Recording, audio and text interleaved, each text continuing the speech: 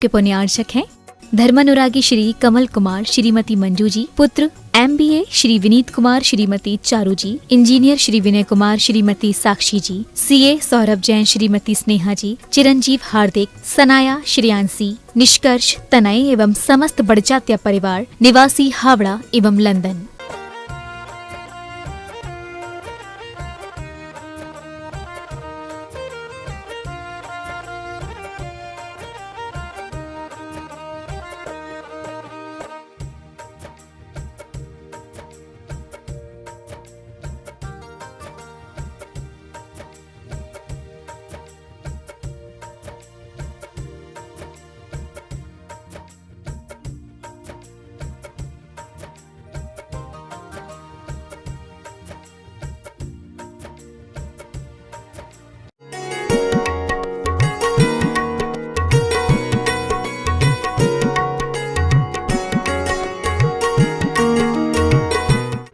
महानुभाव, क्षमा वाणी में नहीं आचरण में होना चाहिए। पृथ्वी पर कोई व्यक्ति ऐसा नहीं है जिसको समस्या ना हो, और पृथ्वी पर कोई समस्या ऐसी नहीं जिसका कोई समाधान नहीं है। समाधान के बारे में सोचने पर रास्ते मिलते हैं। थोड़ी थोड़ी बातों में हाथ पांव फुला लेना और अपने हौसले को खोकर के क्रोध करना, अपने स्वभाव को भूलकर निश्चय ही आपकी मात है। अपेक्षाओं की उपेक्षा करने से और समर्पण करने से संबंध मधुर बनते हैं। मैं आपको बताना चाहता हूं, राह में पड़े पत्थर से भी टकरा जाओ तो भी उससे क्षमा मांग लेना। पत्थर तो कुछ नहीं बोलेगा, परंतु तुम इंसान हो इसका परिचय जरूर देना। हमें अपने व्यक्तित्व को उद्घाटित करने के लिए अविराम कोशिश करते रहना चाहिए, जिसमें क्षमा करने के हौसले होते हैं उसके पीछे एक दिन काफिले होते हैं। क्षमा आत्मा का स्वभाव है, और पर्युषण के सिंह द्वार पर क्षमा उपस्थित है तो अंतिम द्वार पर क्षमा वाणी, और इसलिए विश्व में यह सबसे अधिक गौरवान्वित होती है। जहां जहां क्षमा है वहां वहां स्वभाव है, और जहां जहां स्वभाव है वहाँ व्यक्ति में कोई परेशानी नहीं हुआ करती है। जिंदगी की किताब में क्षमा का कवर होना बहुत जरूरी है, क्योंकि वह हर पन्ने को बांध कर रखती है। विशाल 1000 पृष्ठ की किताब हो और उसका प्रथम पृष्ठ ना हो, जिल्द ना हो, तो किताब ठहर नहीं सकती है। महानुभाव, जो आपसे दिल से बात करते हैं उससे कभी दिमाग से जवाब मत देना। क्षमा वाणी आचरण का विषय है। किसी व्यक्ति से त्रुटि हुई है पिछले दिनों में, तो उसे आपको सहज ही माफ़ कर देना चाहिए, क्योंकि माफ़ करना और शांत रहना सीखो। ऐसी ताकत बन जाओगे कि पहाड़ भी रास्ता देंगे। कितना भी क्रोधी पुरुष हो, लेकिन महावीर की तरह उसी पल क्षमा कर देने का अंदाज जगाओ। बहुत देर तक क्रोध लेकर के नहीं चलना। आज क्षमा वाणी के पावन दिवस पर मैं आपसे इतना जरूर कहना चाहूँगा, जिंदगी में ये हुनर भी सीख लो। जिंदगी में ये हुनर भी आजमाना चाहिए। अपनों से अगर हो जंग तो हार जाना चाहिए। अपना आदमी कोई क्रोध कर रहा है तो हमें उससे हारने में मजा है, इसलिए क्योंकि रिश्ते बहुत बहुत बरसों के अंदर बन पाते, और अपना कोई आदमी यदि गर्मी दिखा दे और आप जल जाएं, परेशान हो जाएं, तो ज़िंदगी बेकार हो जाएगी। गलत फहमी का एक पल इतना जहरीला होता है, गलत फहमी का एक क्षण इतना जहरीला होता है जो प्यार भरे 100 लम्हों को एक क्षण में भुला देता है। बरसों के संबंध गलत फहमी के कारण से टूट जाते हैं। फिर आप बदला लेने की कोशिश करते रहते हो, कषाय भीतर स्थान बनाती रहती है। काश यदि आपने क्षमा वाणी के दिन उससे क्षमा पत्र भेज भी दिया, लेकिन भीतर का मन साफ नहीं हुआ, तो आपकी ज़िंदगी कोई मायना नहीं रखती है। महक उठेगी दुनिया सारी, क्षमा के फूल खिला दो। महक उठेगी दुनिया सारी, क्षमा के फूल खिला दो। वैर विरोध दिल से हटाकर अंतर स्नेह का दीप जला दो। दिल के कोने में एक दीपक जलता है हर आदमी के, उसको बुझाओ मत। संबंधों को ख़त्म करना निश्चय ही आपके लिए नुकसानदायक है। आप जानिए, जरा सी गलती और सारी ज़िंदगी के लिए ख़तरनाक साबित हो जाती है। मेरा तो यही विचार रहता है अनवरत कि बाड़ी में सुई भले ही रखो। बड़ा क्रोध है आपके भीतर, बाड़ी में सुई भले रखो, पर उसमें धागा डाल के तो रखिए ताकि सुई छेद ही ना करे। आपस में माला की तरह जोड़कर भी रखे। 10 दिन से लगातार पर्युषण की उपासना साधना, क्षमा मार्दव आर्जव, शौच सत्य की साधना करते करते और आप अंतिम सीढ़ी पे आकर के फिसल जाएं, तो यह तो बहुत बड़ा स्वयं के साथ धोखा हो जाएगा। क्षमा वाणी इसलिए कहा आचरण का समय है। हमें सब जगह से लोगों को देखना है और देखते हुए जीने की कोशिश करना है। मैं आपसे एक और बात शेयर करना चाहता हूँ। लोगों को इतनी जल्दी माफ़ कर दिया करो, लोगों को इतनी जल्दी माफ़ कर दिया करो जितने जल्दी आप खुद ईश्वर से माफ़ी की उम्मीद करते हैं। परमात्मा से चाहते आज ही मुझे माफ़ कर दे, मेरी परेशानियां खारिज कर दे, वैसे ही आपको लोगों को भी उतने ही शीघ्र माफ़ कर देना चाहिए। अनंतानुबंधी कसा में परिवर्तन नहीं होना चाहिए। जल की रेखा की तरह अगर क्रोध आ भी गया है, गलत फहमियाँ उत्पन्न भी हो गई हैं, तो भी आप माफ़ करें अथवा फुर्सत के समय बैठ करके उन रंजसों को भुला लेना, क्योंकि अगले पल का नहीं मालूम आपके हाथ में रहे ना रहे। समझदार वही नहीं जो ईंट का जवाब पत्थर से देता है। समझदार वही नहीं जो ईंट का जवाब पत्थर से दे। समझदार तो वह है जो फेंकी हुई ईंट से अपना आशियाना बना ले। वास्तव में क्षमा बहुत ऊंची और महंगी चीज़ है।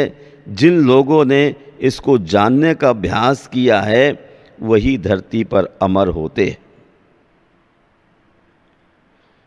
जो व्यक्ति बदले की भावना लेके चलता है वो अपने घावों को हर समय हरा करता रहता है, और जब घाव बढ़ता रहेगा तो सेप्टिक होने की उम्मीद भी हो जाती है। शीशा और रिश्ता दोनों बड़े नाजुक होते हैं। शीशा और रिश्ता दोनों बड़े नाजुक होते हैं, परंतु दोनों में अंतर यह है कि शीशा गलती से टूटता है और रिश्ता गलत फहमी में।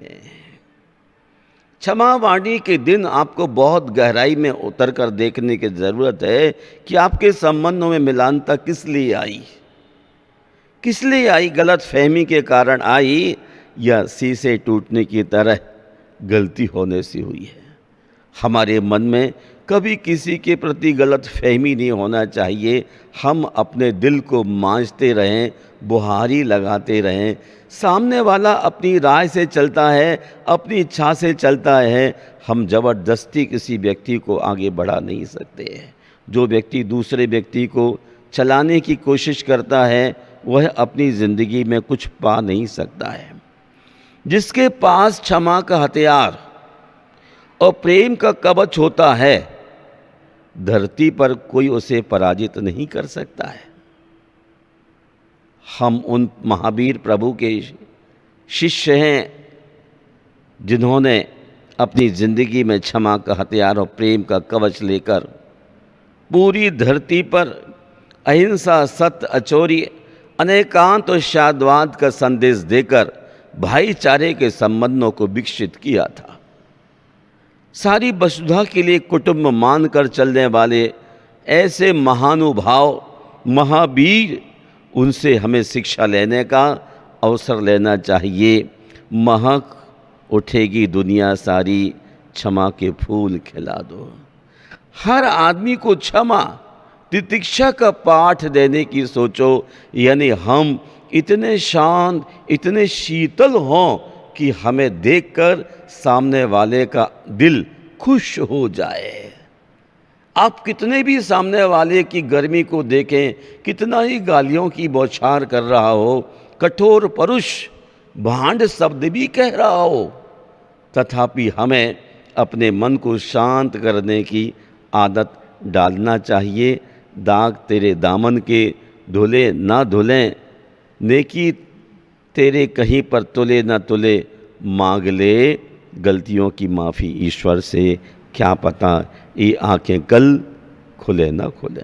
अनंतानुबंधी कषाय अप्रत्यख्यान कषाय प्रत्याख्यान कषाय परिणत हो जाता है। मैं चाहता हूँ संजुलन कषाय जैसे मुनिराज पानी में एक रेखा डालते हैं, आगे निकल जाते हैं, वैसे समता भाव से जीने की हमें कोशिश करना है। पर्युषण जैसा महापर्व हमारे द्वार पर दस्तक देकर निकल गया और हम यदि अपनी ज़िंदगी को नहीं बदल पाते हैं तो हमारे जीवन में क्या। बात इतनी मधुर रखो कि वापस लौटते समय जिससे आपका व्यवहार हो बहुत शांतिपूर्वक हो, कड़वा ना हो। जिंदगी कितनी बड़ी है, मनुष्य का जीवन मिला है, कोई 70 वर्ष, कोई 80 वर्ष, कोई 85 वर्ष जीने की स्थिति में है। और इतनी विशाल जिंदगी में हमें सदैव झुककर चलने का व्यवहार करना चाहिए। हम जितना झुक कर के चलते हैं, जितना नम्रता का परिचय देते हैं, उतना उतना हमारा जीवन महान बनता है। स्वयं जलकर भी सूरज जग को प्रकाश देता है। स्वयं जलकर सूरज जग को प्रकाश देता है। कांटों में गिरकर भी गुलाब सदा श्वास देता है। पर दोष दर्शन तो मानव की आदत है, पर दोष दर्शन तो मानव की आदत है, मगर जो पर दोषों को क्षमा करे वह महान होता है। सामने वाला कितना भी गर्म हो, कैसी बात कर रहा हो, लेकिन सदैव हमें ठंडे रहने की ज़रूरत है। ठंडा रहना हमारी कमजोरी नहीं है, ठंडा रहना हमारा स्वभाव है। कोई आदमी सरल आदमी को गलत समझ ले तो उसकी सोच ही गलत है, लेकिन जो आदमी सरल है, क्षमा की गोद में रहने वाला है, उसकी वाणी, उसका व्यवहार निश्चय ही क्षमापूर्ण होता है। इसलिए मैं आपसे कहता हूँ, जिंदगी में ये हुनर भी आजमाना चाहिए। अपनों से अगर हो जंग तो हार जाना चाहिए। सामूहिक परिवारों में आप रहते हैं तो आपको विशाल हृदय के साथ चलना चाहिए। बड़ों को छोटे के साथ वात्सल्य प्रेम देते रहना चाहिए और छोटों को बड़ों के प्रति हमेशा इज़्ज़त की भावना रखना चाहिए। हम दूसरों को इज़्ज़त देते हैं तो इज़्ज़त आपको मिलती है, और हम क्रोध करते हैं तो सामने वाला भी क्रोध करने वाला होता है। क्षमा से क्षमा को जीतना चाहिए। क्रोध से कभी हम सामने वाले आदमी को क्षमा नहीं कर सकते। क्षमा से ही क्षमा को जीता जा सकता है। इसलिए हम सदैव महावीर के पथ के अनुयायी होने के कारण से क्षमा का हथियार और प्रेम का कवच लेकर चलें। धरती के एक कोने से दूसरे कोने तक चलते रहें तो भी हमारा कुछ बिगड़ नहीं सकता है। ऊंचाई पर वो ही लोग पहुंचते हैं जो प्रतिशोध के बजाय परिवर्तन की सोच रखते हैं। प्रतिशोध वास्तव में हमारी जिंदगी की खुशहाली को, आनंद को, प्रेम को, वात्सल्य को, सौजन्य को सुखा देता है। तो प्रतिशोध की जगह परिवर्तन, सामने वाले के दिल में क्या बीत रही और क्या वजह थी जिससे वो हमारे लिए कुछ कह गया। क्षमा उन फूलों के समान है जो कुचले जाने के बाद भी खुशबू देना बंद नहीं करते। आपने देखा होगा संत प्रकृति के लोगों को, यदि बिच्छू पानी में गिर जाए और संत बिच्छू को पानी से उठाता है और बिच्छू डंक मार देता है, पुनः पानी में गिर जाता है, नदी में गिर जाता है, तो भी संत अपना छुआव नहीं छोड़ता है और पुनः बिच्छू को पानी से उठा के बाहर रखता है। महानुभाव, क्षमा फूलों के समान है, उन फूलों के समान है जो कुचले जाने के बाद भी खुशबू देना बंद नहीं करता है। आपसे कोई दुर्व्यवहार करता है तो भी हमें शांत रहना चाहिए। हमें ये समझना चाहिए कि सामने वाले व्यक्ति का वक्त अच्छा नहीं है, आम कच्चा है तो खट्टा रस देगा ही देगा, और आम पका हुआ है तो मीठा रस देगा ही देगा। उस व्यक्ति का भी समय अच्छा नहीं है, इसलिए परुष कठोर शब्द का प्रयोग कर रहा है।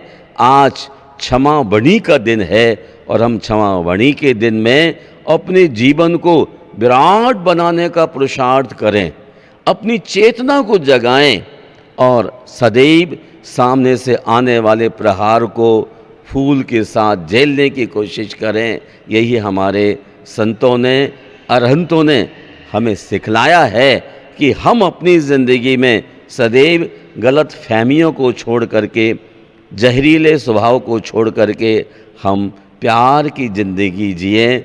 ऐसे शब्द बोलिए जिसे गूंगा भी समझ सके और बहरा भी समझ सके, और वो शब्द हैं प्रेम के, क्षमा के।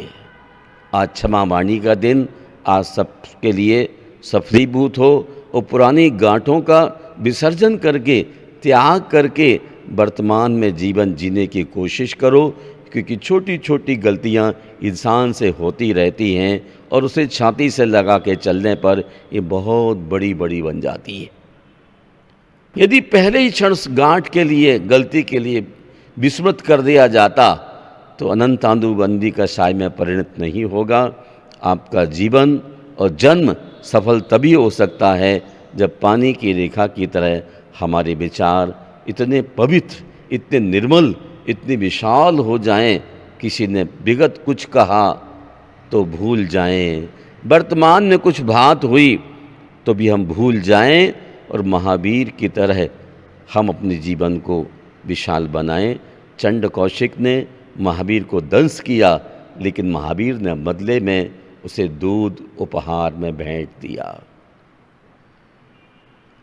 चंड कौशिक ने दंश दिया, लेकिन महावीर के शरीर से रक्त की धारा नहीं, दूध की धारा बहने लगी। यदि कोई क्रोध करता है तो भी आप बड़े प्रेम से उसे उपहार दीजिए, उसे आलिंगन कीजिए, गले लगाइए और होठों और मुस्कुराहट लेकर के अपनी ज़िंदगी को खुशहाल और निहाल कीजिए। इन्हीं शब्दों के साथ जय बोलिए संत शिरोमणि आचार्य गुरुवर विद्यासागर मुनि राज की जय।